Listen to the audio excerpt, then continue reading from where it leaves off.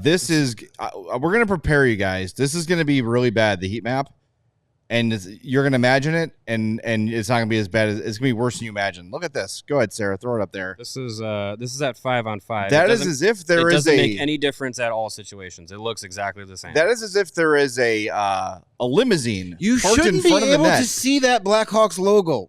Yeah. The fact that you could see that logo clearly shows you this team didn't care tonight. There is absolutely that's unacceptable. It is absolutely void. So the heat map, for those that are listening on the podcast, is an indicator of where shots and shot attempts are coming from. It's a C. And if your typical NHL game, the vast majority of the heat map is very, very dark right in front of the goalie. Should be. From the front of the crease to almost the blue line in front of the net is completely void of color. Nothing.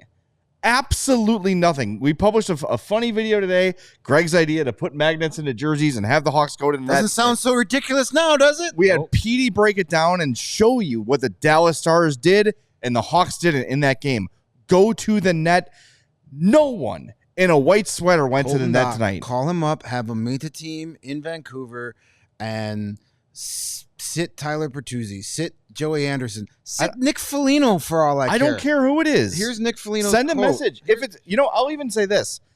If you need to send a message and sit Connor Bedard, fine. I'm not blaming him for this game by any means. He was one of the dudes out there giving a crap. He made a couple not great decisions, a couple bad turnovers, but he was out there giving what he had in this game. But if you're trying to send a message, sure, sit Foligno. Sure. I don't care. And you take Nick Foligno in a room and say, look, man, this is not about you, but something we need to send a message here. And you bring up, I'm down with Colton Dock. I'm down with Landon Slaggert. I'm down with Samuel Savoie. Someone who's going to come up here and give a rat's ass. Right. Someone who's going to come here and be happy to play, be proud to pull that beautiful effing sweater over their head and not just go and stamp a fucking time. Oops. Stamp a timesheet. There goes the fast champ. for 20 minutes. That was a fun week. Fun being on Xfinity. It's late. It's just, let's punch in and punch out, and that's it. Did we win? No, we didn't win.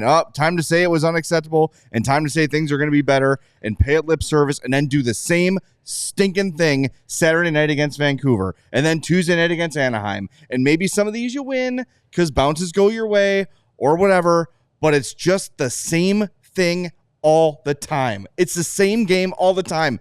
And when you look at the talent on this team, it is inexcusable. I don't want to hear about chemistry. I don't want to hear about coming back from injury. I don't want to hear about this and that. I want these guys to play like they are paid.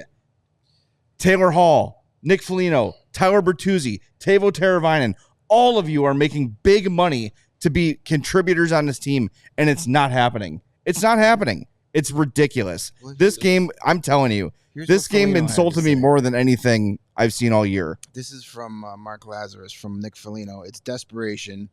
No, it's not. Donato's goal is a great result of that, just wanting it, wanting to score, wanting to get to the hard areas, wanting to make a difference, wanting to be around the net and pay a price. Mm-hmm.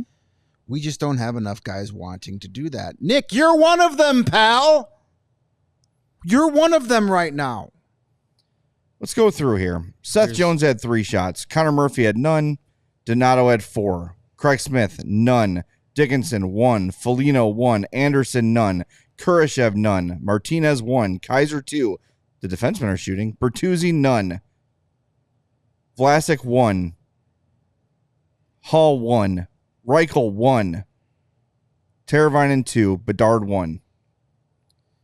This is from Ben Pope, Ryan Donato on his goal tonight. We were talking on the bench. We just weren't getting enough shots. Sometimes the distance shot isn't the best play, trying to shoot it through guys' feet and that kind of stuff. But if you're not getting anything, you might as well try something. Just try to get it on net.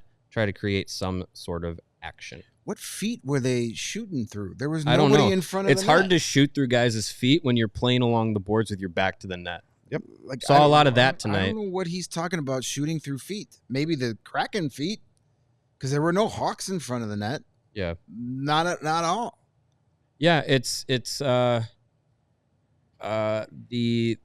give a F meter about wanting to play that way, wanting to be rewarded for playing that way. It eventually comes up Millhouse when you go to the net and play in front and take some cross checks in the back to be there in front of the net and cause some screens, cause some commotion, get a deflection, get a puck that bounces off your butt and goes in the net once in a while, or get there for a rebound. Like, you get rewarded for that. And look at a guy like Zach Hyman, right? Scored 50 plus goals last year. How many of them were from more than 7 feet away? 0. Almost virtually 0. I know. I think like 46 of his 50 goals were from less than 10 feet. Yeah. So like you don't need to be a 50 goal scorer in this league. You don't have to have Austin Matthews' quality of shot. It helps if you do, but you don't have to do it. If you just have a mentality of wanting to go to that area and say, yeah, I'm going to take my lumps, but you know what? If I pot a couple goals, it's going to be nice for our team. It's going to be nice for my wallet. Like, guys can have good NHL careers, good, long, fruitful NHL careers playing in that zone if they have that mentality. If you don't have guys that have that mentality, then you can look at roster construction and say, yeah, maybe Davidson wasn't getting the right type of guy. But I just don't feel like there's the buy-in from this group, enough of it from this roster to say, yeah, we're going to play that way. I think there's some guys that get it. I think Nick Foligno gets it, as much as it might sound like a broken record hearing it from him. He gets it. He plays that way. But you can't just have 2 or 3 guys that do it. You should have 1 or 2 guys per line offensively that have the ability, or at least the will, to go and play in that area. We all silly like the mayor.